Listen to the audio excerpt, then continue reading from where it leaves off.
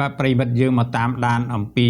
អត្ថបទមួយដែលតាក់ទងទៅនឹងជំនឿនិងសាសនារបស់ព្រះពុទ្ធដែលពាក់ព័ន្ធជាមួយនឹងយាននៃព្រលឹងឬក៏ការកើតឬក៏ការ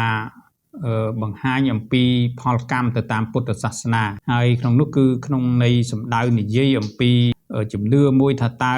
នៅក្នុងសង្គមរបស់មនុស្សយើងជាពិសេសគឺអ្នកកាន់ពុទ្ធសាសនាតើពិតជាមានពពួកអមនុស្សមានវិញ្ញាណក៏មានអាបនិងពពួកខ្មោចព្រាយបិសាចអ្នកតាមែនដែរឬក៏ទេនៅក្នុងអត្ថបទនេះគឺជាការដកស្រង់នៅសង្ឃដីការបស់ព្រះគ្រូចៅអធិការវត្តរិស័យសាញ់ដែលឈ្មោះថាម៉ាធិរីដែលព្រះអង្គបានលើកឡើងទៅតាមគម្ពីរពុទ្ធដីការបស់ព្រះពុទ្ធសាសនាហើយនឹងទៅតាមការសិក្សានៃជំនឿផលកម្មរបស់ព្រះពុទ្ធសាសនាផងដែរនៅក្នុងនេះគឺចង់លើកឡើងបញ្យលទៅដល់ប្រិយមិត្តជាឲ្យកាន់តែច្បាស់ពីព្រោះថាកន្លងមកនេះតាក់ទងទៅនឹងជំនឿវិញ្ញាណព្រលឹងនេះ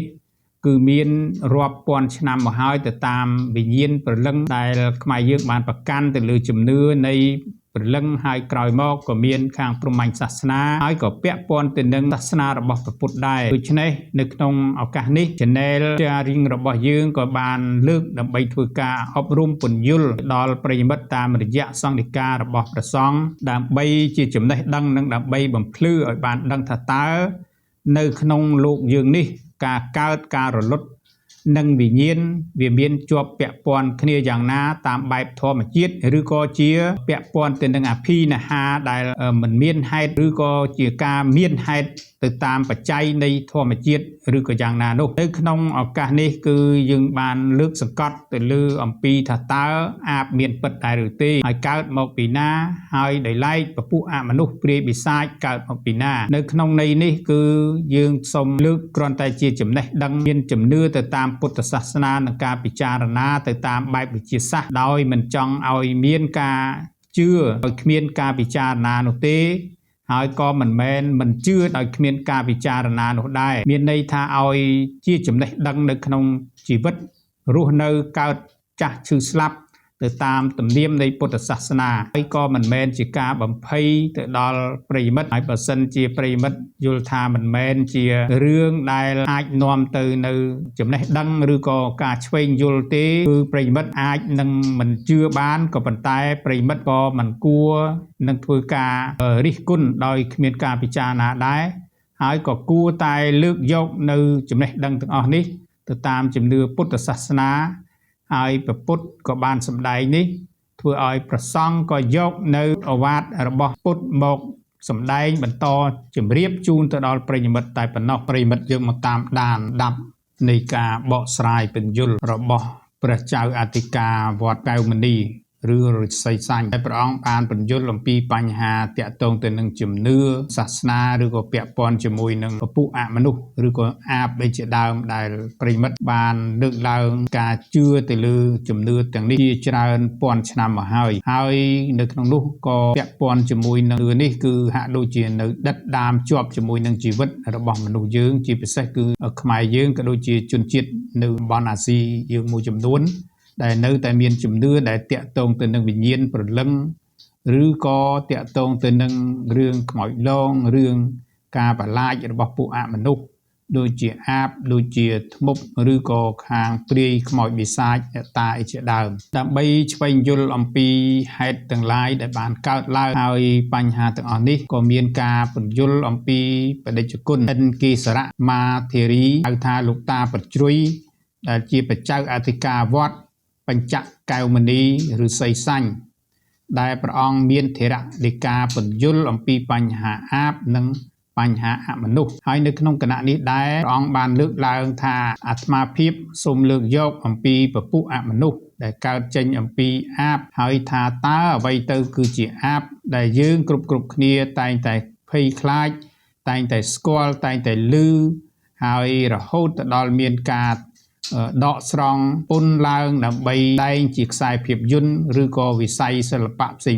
ធ្វើឲ្យគ្រប់គ្នាមានការព្រឺសម្បុរភ័យខ្លាចហើយមិនដឹងថាតើវាគឺជារឿងពិតឬក៏យ៉ាងណាក៏ប៉ុន្តែសម្រាប់អ្នកខ្លះក៏បានជួបហេតុការណ៍ជាក់ស្ដែងបាននិយាយថាជាការពិតហើយអ្នកខ្លះមិនបានជួបឬនិយាយតគ្នាខ្លះក៏ថាពិតខ្លះក៏ ថាមិនពិតនោះដែរសំណួរខ្លះបានចោទសួរថាតើដើមហេតុនឹងវាកើតចេញពីកន្លែងណាបើតាមទ្រឹស្ដីរបស់ពុទ្ធសាសនាលោកបានសម្ដែងអំពីខាងដើមថាអ្នកដែលធ្លាក់ទៅនរកប្រែតដើមហេតុមកពីដាច់សិល5ក្តៅក្នុងផ្ទះទៅដេកត្រាំរាប់រយលានឆ្នាំមិនងាយរួចប្រារឹតតែផឹកឲ្យស្រវឹងគុណទុះមិនដឹងរឹតប្រឹងចាក់កាប់ប្រពន្ធកូនគេស្រីស្រាសัตว์រឹតតែសម្លាប់មិនស្ដាប់ពុទ្ធដីការបស់ព្រះអង្គផ្ដាំនោះទេអញ្ចឹងហើយព្រះអង្គបានផ្ដាំថាកម្មៈប្រែថាអំពើបុគ្គលណាដែលបានធ្វើកម្មច្រើនការកាប់សម្លាប់ជីវិតអ្នកដទៃសម្លាប់ជីវិតសត្វច្រើនបុគ្គលនោះស្លាប់ទៅនឹងកើតទៅជាប្រែតកើតទៅជាខ្មោចទៅជាព្រាយទៅជាបិសាចជាដើមនេះឯងដូច្នេះហើយបដិជ្ជគុណមាធិរីព្រះអង្គបានមានសង្ឃដីកាបន្ថែមថាអញ្ចឹងសូមចម្រើនពរថាពពួកខ្មោចព្រាយបិសាចនោះមិនមែនកើតចេញពីកន្លែងណានោះទេគឺកើតចេញអំពីមនុស្សលោកនឹងឯងខ្មោចព្រាយបិសាចច្រើនតែកើតចេញអំពីមនុស្សលោកដែលមានបញ្ហាច្រើនបែបច្រើនយ៉ាងខុសៗគ្នាហាក់បីដូចជាបាតុភូតធម្មជាតិអញ្ចឹងដែរដែលបាតុភូតធម្មជាតិមានដូចជាភ្លេចបន្ទូមានខ្យល់ព្យុះភ្លៀងផ្គររន្ទះមានអវ័យសពបែបយ៉ាងសួរថាវាចេញមកពីកន្លែងណាគឺវាចេញមកអំពីធម្មជាតិទាំង4និងដដែលនោះគឺមានចេញអំពីធាតុដីធាតុទឹកធាតុភ្លើងធាតុខ្យល់រីឯមនុស្សប្រភពដើមនៃកំណើតរបស់មនុស្សក៏កើតចេញអំពីធាតុទាំង4នោះដែរប៉ុន្តែគ្រាន់តែមានវិញ្ញាណមួយទ្រទ្រង់ទៅលើធម្មជាតិទាំង4នោះឯងដែលលោកឲ្យឈ្មោះហៅថាខណ្ឌទាំង5អញ្ចឹងហើយកាលណាបើខណ្ឌទាំង5ហ្នឹងបែកធ្លាយទៅវិញមានន័យថាស្លាប់ដល់តែស្លាប់ទៅហើយទទួលទៅតាមយថាកម្មរបស់ខ្លួនដែលបុគ្គលបានធ្វើបានប្រព្រឹត្តអាក្រក់ល្អទៅតាមកម្មរបស់ខ្លួនដែលបានសាងនោះឯងអញ្ចឹងហើយបុគ្គលដែលជាមនុស្សមិនដែលបានធ្វើបុណ្យមិនដែលបានដាក់ទានមិនដែលបានរក្សាសិលហើយគិតតែសម្លាប់សត្វដូចជាសម្លាប់មាន់សម្លាប់ទាជ្រូកគោក្របីជារបរចិញ្ចឹមជីវិតច្រើនហើយបុគ្គលពពួកនេះច្រើនតែស្លាប់ទៅហើយនឹងកើតទៅជាប្រែតហើយពពួកប្រែតទាំងអស់នឹងច្រើនតែកើតនៅមុខមាត់ដូចជាគោក្របីមានកន្ទុយដុះចេញមកតាមមាត់ចំណែកឯពពួកប្រែតមួយប្រភេទទៀតមានភ្លើងឆេះតាមមាត់មួយប្រភេទទៀតមានភ្លើងឆេះនៅជុំវិញខ្លួនអញ្ចឹងហើយខ្ញុំបកករណាអាត្មាភាពចង់បកស្រាយត្រង់ចំណុចនឹងបន្តិចពពួកប្រែតដែលមានភ្លើងឆេះជុំវិញខ្លួននឹងច្រើនតែជាព្រះសង្ឃពេលដែលអនិច្ចធម៌ទៅភ្លើងឆេះហើយព្រោះកម្មដែលខ្លួនបានសាងកាលនៅក្នុងអបជិតមិនប្រព្រឹត្តធម៌ដ៏ល្អមិនគោរពប្រតិបត្តិវិន័យធ្វើខ្លួនសមជាអ្នកបួសដល់ប្រព្រឹត្តអាក្រក់សិលទានមិនដែលគិតអំពីព្រះវិន័យសិលត្រៃមិនសូវគិតប្រព្រឹត្តតែអាក្រក់ដើម្បីបំបិទភ្នែកញាតិញោមគ្មានធម៌អ្វីសងញាតិញោមព្រោះអ្នកបួសឆាន់ចង្ហាន់ពុទ្ធបរិស័ទដល់ប្រព្រឹត្តអាក្រក់ពេលអនិច្ចធម៌ទៅនឹងភ្លើងឆេះហើយខ្លួនប្រាណចំណុចទី2ពួកប្រែតដែលភ្លើងឆេះតាមមាត់ហៅថាមនុស្សនឹងឯងវាស្ថិតនៅក្នុងពពួកអាបព្រាយជាដើមដែរច្រើនតែដើរនិយាយដើមគេហើយក៏ដូចជាពពួកអាបនោះដែរវាស្ថិតនៅក្នុងពពួកប្រែតហើយមិនខុសអំពីពាក្យចាស់ថាពួកដើរនិយាយដើមគេដូចជាអាបអញ្ចឹងនៅផ្ទះមិនស្ងៀមនោះទេក៏ប៉ុន្តែពពួកអាបនេះខ្ញុំបកករណាអាត្មាភាពចង់បកស្រាយថាអាបនឹងចេញអំពីប្រភពណាហេតុម្ដេចបានជាចូលទៅក្នុងមនុស្សបានអញ្ចឹងហើយពពួកអាបព្រាយបិសាចនឹងស្ថិតនៅក្នុងពពួកអមនុស្សពួកអទេសនាមកាយពពួកនឹងគឺមានតែវិញ្ញាណនោះទេអត់មានរាងកាយនោះទេដែលវិញ្ញាណនឹងអាស្រ័យទៅលើរូបរាងកាយរបស់គេមានដូចជាអ្នកតាព្រាយនៅដើមពូដើមឈើធំធំដែលហៅថាព្រាយកន្ទោងខៀវជាដើមនោះឯងហើយអាបវាតែងតែសន្ធិដ្ឋនៅក្នុងខ្លួនរបស់មនុស្សមានន័យថាសំងំនៅក្នុងពេលដែលមនុស្សនឹងបាត់វិញ្ញាណខ្វះនៅការគ្រប់គ្រងខ្លួន ដើម្បីបញ្ជាទៅលើសរីរាង្គកាយរបស់មនុស្សនិងឲ្យដកក្បាលចេញពីដងខ្លួនដើរទៅរកស៊ីសពទីកន្លែងជាពិសេសគឺកន្លែងដែលមានភក់ជ្រាំខ្ទុះឈាមទោះបីតែស្ត្រីសម្រាលកូននិងបរិភោគហើយសួរថាបើមនុស្សយើងតើអាចបរិភោគបានដែរឬទេប៉ុន្តែវាអាចបញ្ជាមនុស្សឲ្យធ្វើវាតាមដោយហេតុថាបុគ្គលនោះឯងអត់មានសិលហើយពេលគ្មានសិលនៅក្នុងខ្លួនពពួកអាបបញ្ជាបានព្រោះវិញ្ញាណវាបានស្ថិតនៅក្នុងនឹងហើយអ្នកដែលអាចសន្ធិដ្ឋនៅក្នុងខ្លួនគឺពុំសូវនៅក្នុងការងូតទឹកបន្ទូបងមិនឲ្យគេឃើញនៅវត្តវាហើយក៏មិនងាយចូលនោះដែរព្រោះអាបបញ្ជាចិត្តហើយសំទៅនឹងមនុស្សនេះមិនសូវជាមានសតិសម្បញ្ញៈផងនោះនិងសតិមោសាខុសដោយភ្លេចស្មារតីផងនោះពួកអមនុស្សបញ្ជាផងនោះបណ្ដាលឲ្យប្រព្រឹត្តនៅអំពើអាក្រក់នឹងកាន់តែច្រើនឡើងថែមទៅទៀតសំណួរសួរថាប្រភពដើមអាបនឹងចេញមកពីណាតាមការស្រាវជ្រាវទី1ពពួកអាបនឹងច្រើនកើតចេញពីពួកសត្វអំពិលអំពែកហើយអំពិលអំពែកនឹងជួនកាលក៏ស្លាប់ទៅពីមនុស្សនឹងដូចគ្នានោះដែរព្រោះមនុស្សស្លាប់ទៅក៏អាចកើតទៅជាសត្វដេរឆានបាននោះដែរព្រះពុទ្ធក៏ធ្លាប់បានសម្ដែងផងដែរអំពីបរិសម្នាក់ដែលក្រីក្រដើរសុំទានគេពេលសម័យថ្ងៃមួយសុំគេមិនបានក៏ទៅដេកដួលនៅពីមុខផ្ទះសេដ្ឋីដែលសេដ្ឋីម្នាក់នោះបានចិញ្ចឹមសត្វឆ្កែមួយក្បាលហើយនៅពេលដែលឃើញសេដ្ឋីដាក់បាយឲ្យឆ្កែស៊ីមានម្ហូបឆ្ងាញ់ឆ្ងាញ់ឃើញដូច្នេះ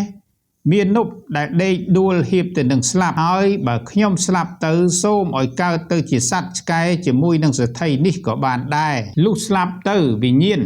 ក៏បានហោះទៅរកសត្វឆ្កែរបស់សេដ្ឋីមួយខែបន្ទាប់មកឆ្កែនោះក៏ដោយឈ្មោលហើយមាននប់នោះក៏បានទៅចាប់បដិសន្ធិជាមួយនឹងសត្វឆ្កែនោះទៅ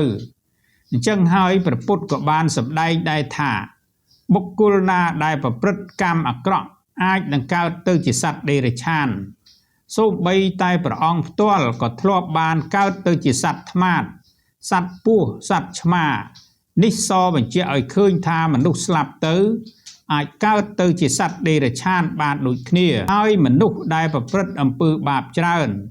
ដូចជាកាប់សម្លាប់ដូចជាជ្រូកមាន់ទាគោក្របីនៅពេលយប់អាធ្រាត្រអុជចង្គៀងបំភ្លឺនិងពេលសម្លាប់សត្វទៅនឹងផ្ដិតជាប់ទៅក្នុងអារម្មណ៍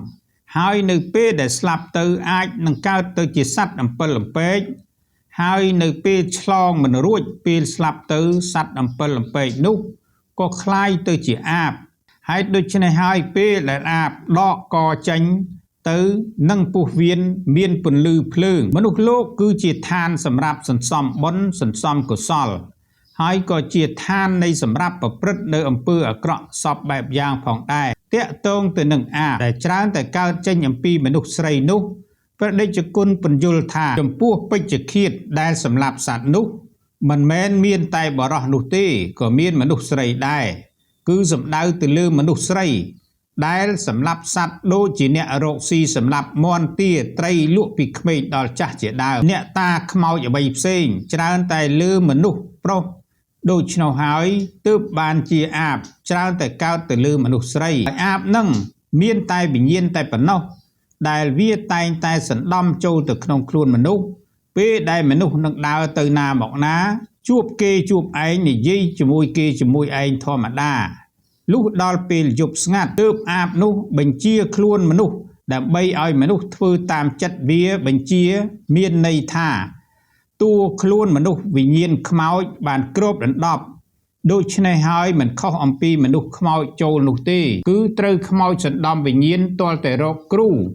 ហើយអ្នកដែលចេះមន្តអាគមគាថានេះដោះបណ្ដេញវាចេញព្រះតេជគុណបានបន្ថែមទៀតថាតើអាបចម្លងទាយាទយ៉ាងដូចម្ដេចអាបពិតជាមានការចម្លងទាយាទពីមួយទៅមួយប្រកបមែន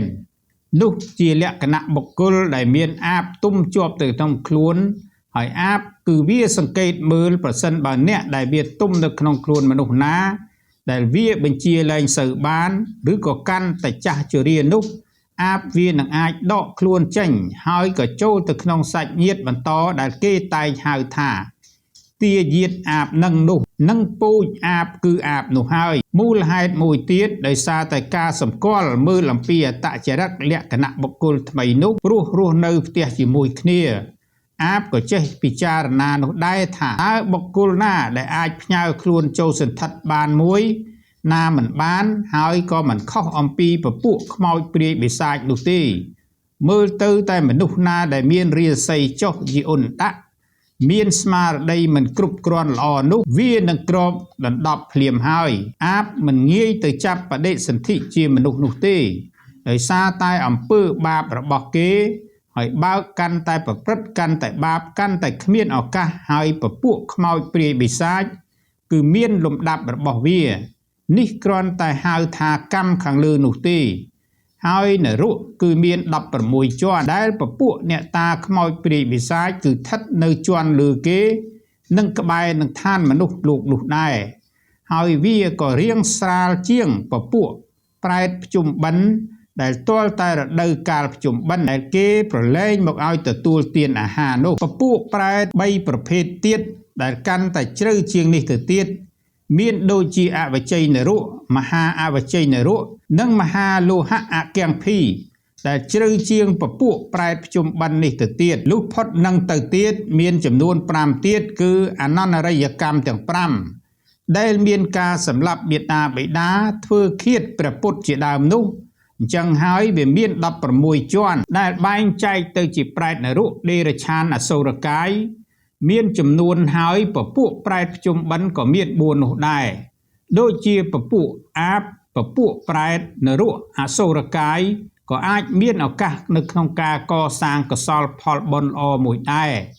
បើសិនជាចង់រុញច្រានមូបាំងជញ្ជាំងបិទយើងព្យាយាមធ្វើភ្នែកឲ្យភ្លឺស្វែងរកវត្តស្វែងរកបុណ្យមានន័យថាមិនយូរនោះទេអាចនឹងរុញច្រានវិញ្ញាណមិនល្អនោះឲ្យចាកចេញបង្ក្រាបអាបទៅវិញបានហើយអាចមានឧបនិស្ស័យមកចាប់កំណើតជាមនុស្សវិញបាន